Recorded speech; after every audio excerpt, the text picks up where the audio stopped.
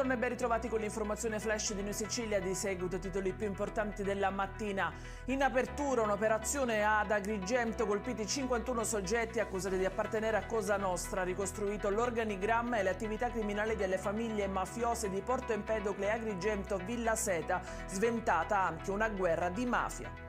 Un'altra operazione è stata eseguita stamani nel Messinese, 15 gli arrestati in un'attività di indagine contro la mafia barcellonese. Le accuse vanno dall'estorsione al peculato.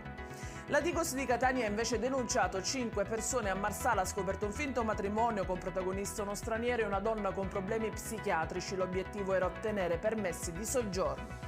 La Procura di Catania ha richiesto la condanna di 10 imputati nel processo legato all'inchiesta Pandora. L'indagine portò alla luce presunte infiltrazioni mafiose ed episodi di corruzione nel comune di Tremestieri e Ptneo. Per l'ex sindaco Santi Rando sono stati chiesti 8 anni e 10 mesi di reclusione.